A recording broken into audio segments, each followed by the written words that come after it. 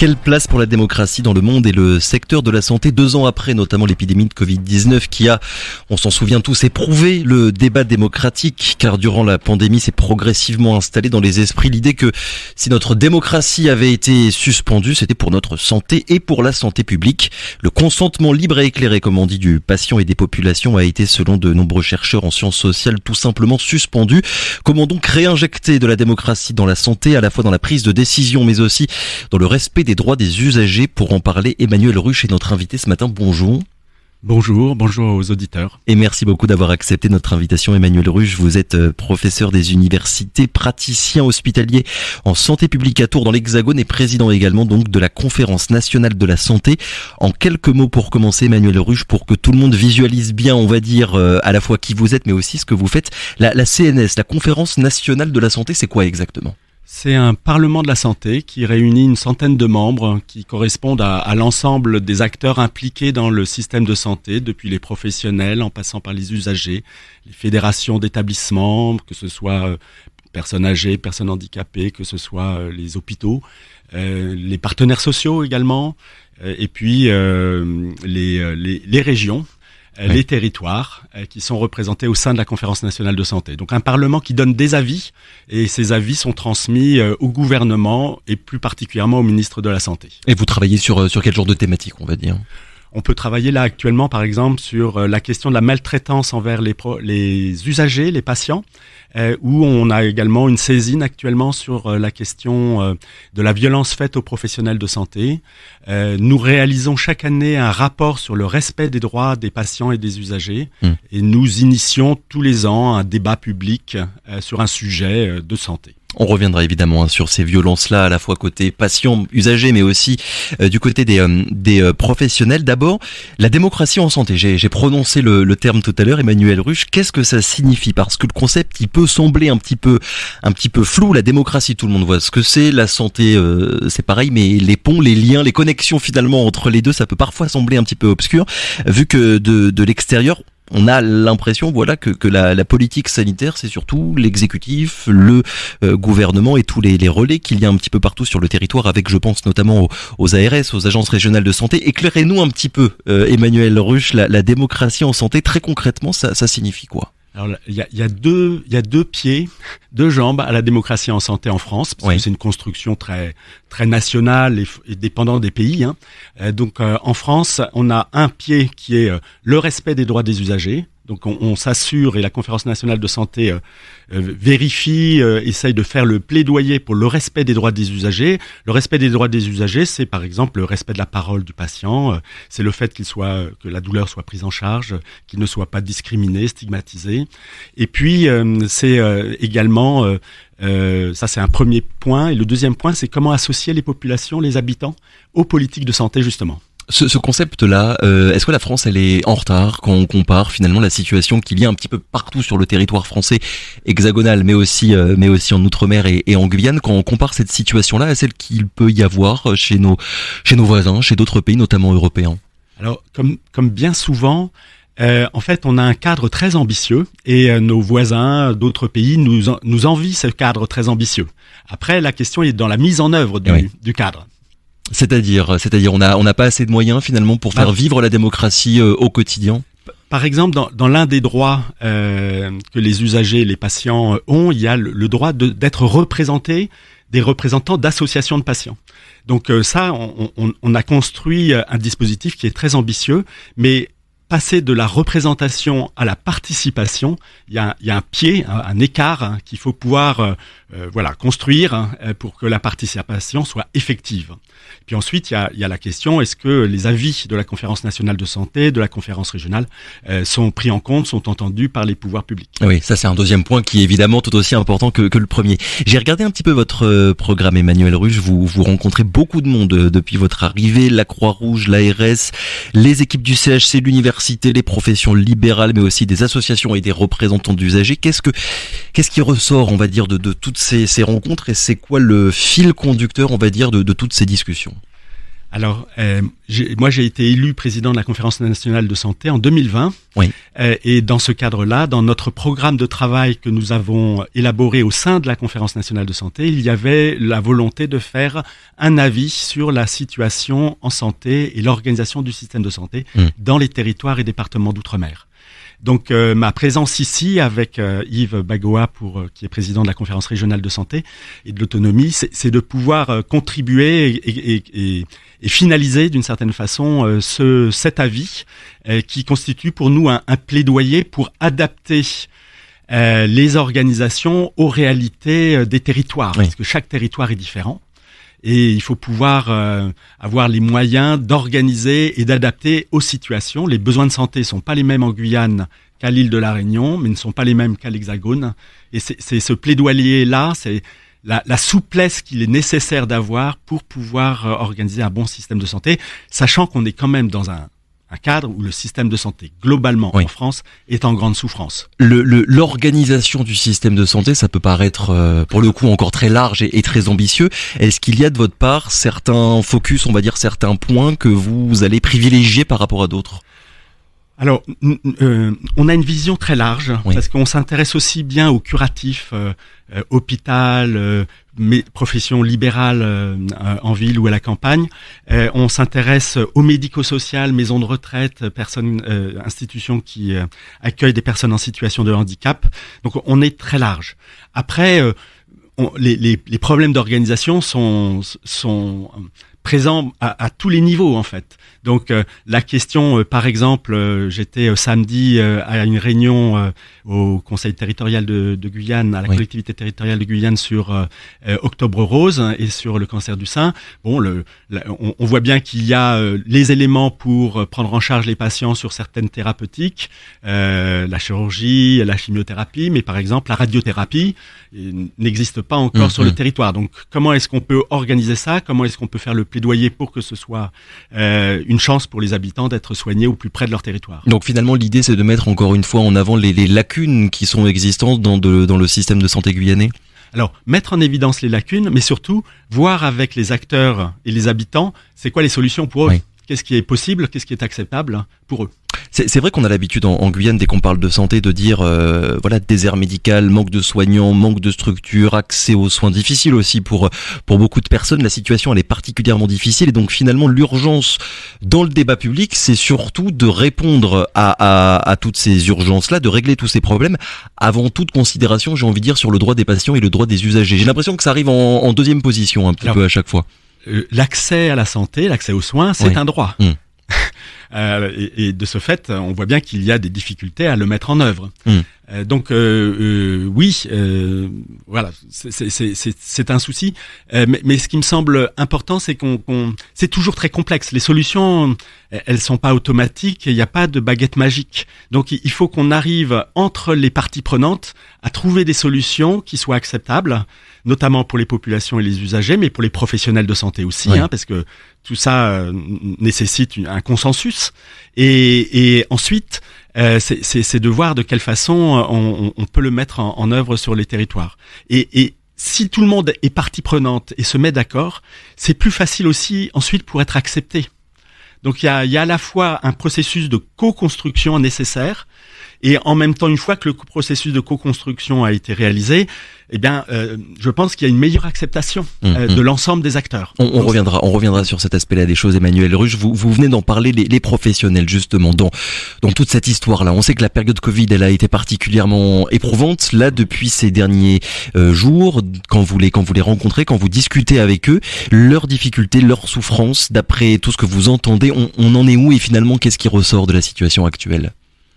Moi, je suis toujours, mais c'est vrai dans tous les territoires où je vais, je trouve que les acteurs sont très résilients, sont très positifs et se serrent les coudes d'une certaine façon. Alors, il peut y avoir des querelles, bien sûr, comme partout, mais globalement, je trouve qu'il y a une volonté commune pour essayer de trouver des solutions à partir du moment où on respecte chacun des acteurs. Dans le respect réciproque, je pense qu'il y a une construction positive.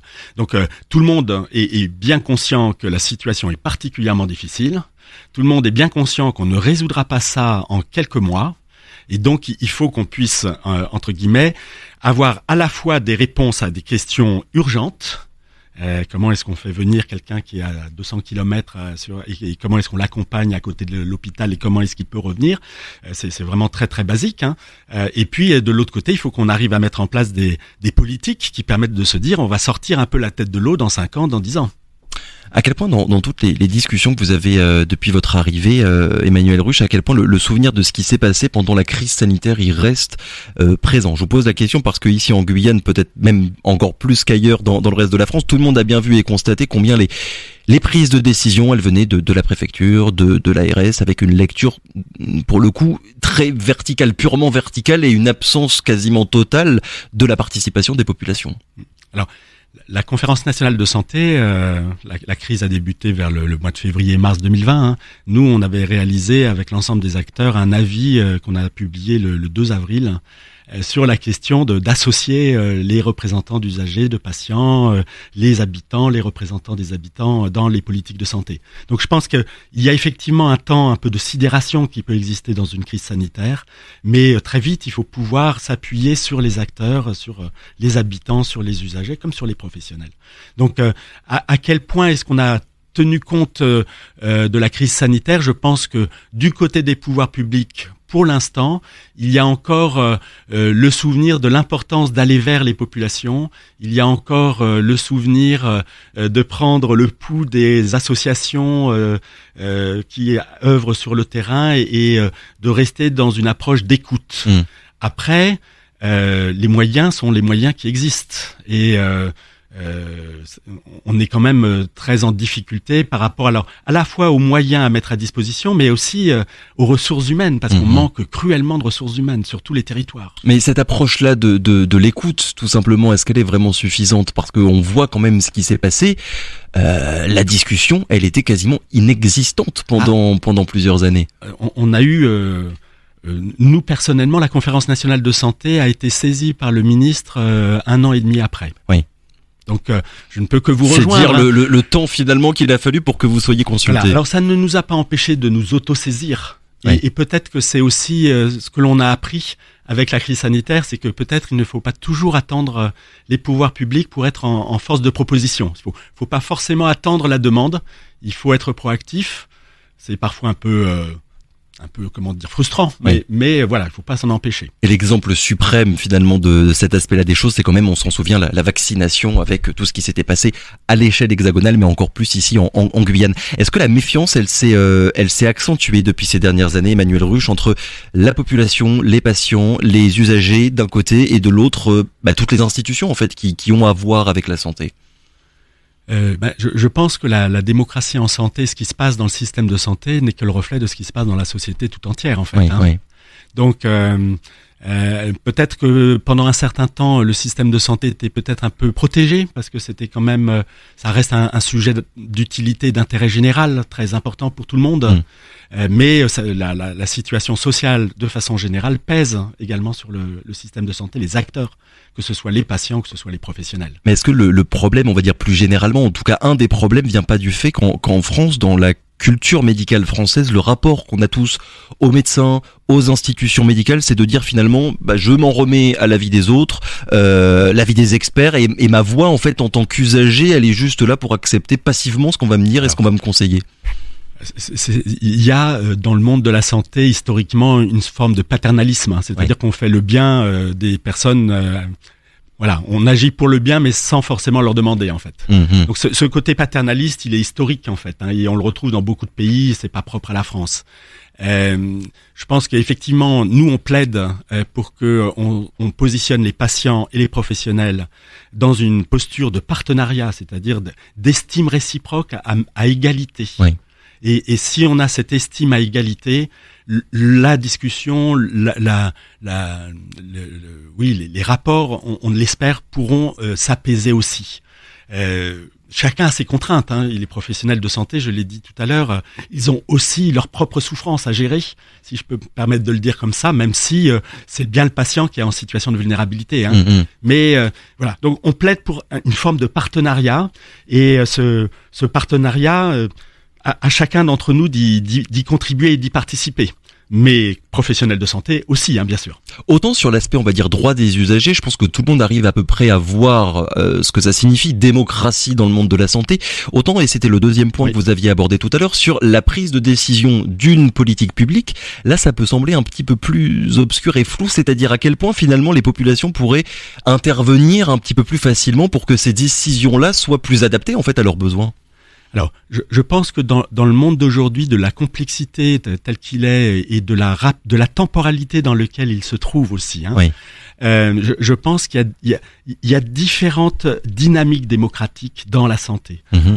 Bien sûr qu'il y a la dynamique du Parlement. C'est nos élus qui, quelque part, vont voter les lois après, les députés. La représentation nationale. La représentation nationale, c'est une dynamique démocratique. La conférence nationale de santé, comme la conférence régionale, c'est l'ensemble, c'est la société civile organisée. C'est une dynamique. Nous faisons remonter les préoccupations que les acteurs du système de santé perçoivent dans leur quotidien, dans leur réseau, etc.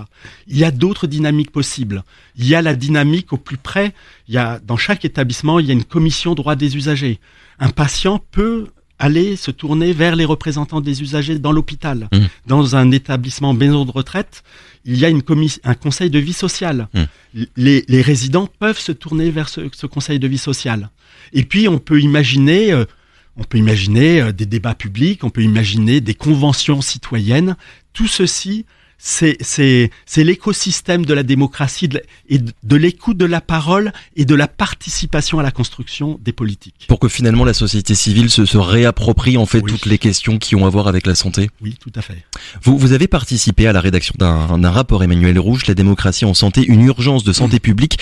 À quel point la situation justement elle est urgente?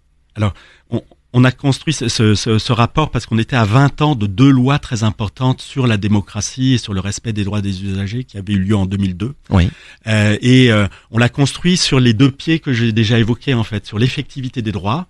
Et là, il y a urgence. Il y a vraiment urgence parce que des droits qui ne sont pas respectés, c'est la source des méfiances en fait, et de la frustration et de la colère. Et de procédures judiciaires également. Éventuellement de procédures judiciaires. Donc cette effectivité des droits, on peut toujours construire des droits supplémentaires et peut-être qu'il faut le faire, mais il faut s'assurer qu'ils soient respectés. Et après, il y a le versant, comment faciliter la représentation des usagers, comment ça va jusqu'à l'indemnisation, simplement comment faciliter l'indemnisation, comment faciliter dans les établissements par exemple qui accueillent des personnes handicapées la parole des personnes handicapées. C'est très micro-local et c'est très national. Peut-être qu'il faudrait inscrire dans notre constitution, comme pour l'environnement, dans la santé, il y a un droit à la participation des habitants. Je vais prendre un exemple, Emmanuel Ruche. Le sujet central, on va dire, dans le domaine de la santé depuis ces derniers mois et années en Guyane, c'est le fameux CHRU, le Centre Hospitalier Régional Universitaire. On a vu que malgré les demandes ici, localement, qui existent depuis très longtemps, la prise de décision finale, elle est venue en fait depuis les administrations centrales à Paris. Je me souviens d'une déclaration il y a quelques années de l'ancienne ministre des Outre-mer, Annick Girardin, qui avait dit « il n'y aura pas de CHU en Guyane ». Finalement, volte-face du gouvernement, il y en aura un. Et si je vous en parle, c'est parce que finalement, la consultation directe de la population, on voit bien qu'encore une fois, elle est quasiment inexistante. Et en même temps, c'est un projet qui est très porté par les élus de la Guyane, me semble-t-il. Évidemment, et heureusement qu'il y a les élus. Mais la prise de décision, encore une fois, elle appartient à Paris, elle appartient au gouvernement. Après, je pense que la prise de décision parisienne s'explique par les pressions qui ont pu se faire au travers des acteurs de la société civile organisée, des élus de la Guyane. Oui. Et c'est porté par eux. Après, il y a historiquement sur la question des centres hospitaliers universitaires, dans les années 1990, 2000, 2010, la volonté en fait plutôt de restreindre le nombre de CHU en France, oui, y compris en Hexagone. Et puis avec les difficultés rencontrées par le système de santé, on a un virage, on ouvre des CHU nouveaux parce qu'on pense que c'est peut-être un levier d'attractivité pour les territoires. Qui en manque en Guyane cruellement, la fameuse attractivité. Donc c'est un levier d'attractivité, c'est vu comme ça maintenant. Merci beaucoup Emmanuel Ruche d'avoir été avec nous ce matin. Je le rappelle donc, vous êtes président de la Conférence nationale de la santé. Vous êtes encore en Guyane jusqu'au vendredi 3 novembre. Vendredi 3 novembre avec de nombreuses rencontres encore qui sont prévues. Merci encore, très bonne journée.